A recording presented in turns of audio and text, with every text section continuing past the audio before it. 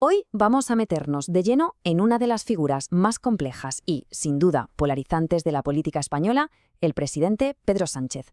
Su mandato está lleno de contrastes y vamos a intentar entender cuál ha sido el precio que ha pagado por el poder. Para entender su gobierno, lo primero que hay que tener clarísimo es que su llegada al poder fue de todo menos normal. Nació literalmente de una de las crisis políticas más profundas de la democracia reciente en España. Y claro, esto nos lleva a la gran pregunta que va a guiar todo este análisis. ¿Estamos viendo a un reformador con una visión muy clara para el país?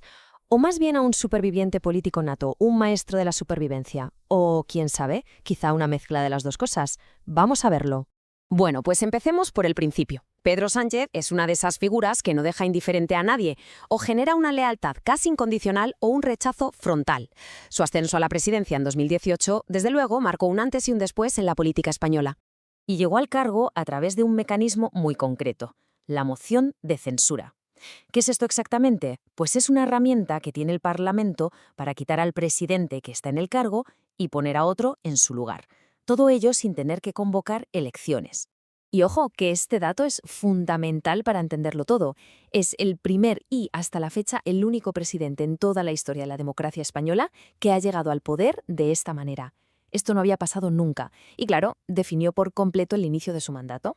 Pero para entender de verdad la figura de Sánchez hay que echar la vista atrás y ver su trayectoria. No fue un camino recto, ni mucho menos. Fue una auténtica montaña rusa política, una historia de una resistencia increíble. Fijaos bien en esta cronología porque es de película. En 2014 lo eligen líder de su partido, el PSOE. Parece que empieza su ascenso. Pero solo 2 años después, en 2016, una crisis interna brutal en su propio partido lo obliga a dimitir. Parecía el fin de su carrera. Sin embargo, contra todo pronóstico, en 2017 se presenta a las primarias y gana. Recupera el liderazgo con el apoyo de la militancia. Y tan solo un año después, en 2018, se convierte en presidente del gobierno. Es la historia de una caída y un regreso que nadie esperaba. Muy bien, una vez que llega al poder, ¿qué es lo que hace? ¿Qué políticas ha impulsado? Vamos a repasar los grandes ejes de su agenda de gobierno, tanto en lo social como en lo económico.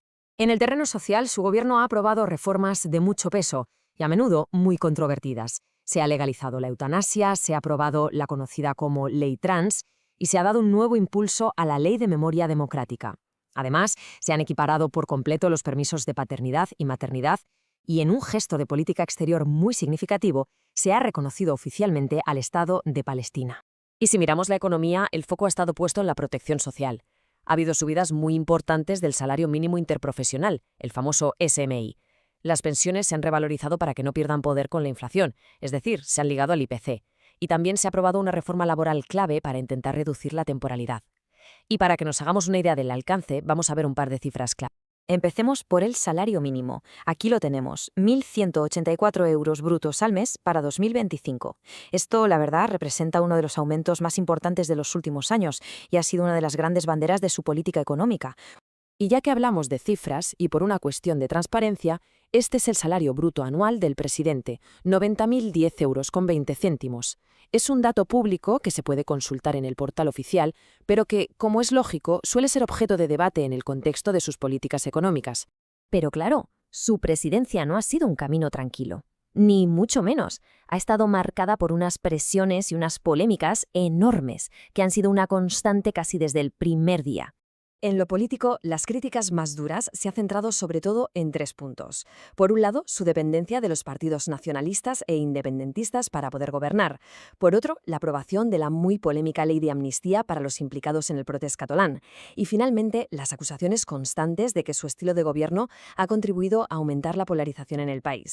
Y a esta presión política hay que sumarle la judicial. Hay varias investigaciones que afectan a su círculo más cercano. Está el llamado caso Koldo, sobre una presunta trama de comisiones ilegales en la compra de mascarillas.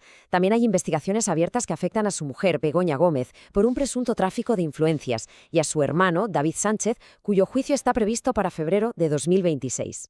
Y es importante que entendamos bien este concepto legal, el de tráfico de influencias. ¿Qué significa?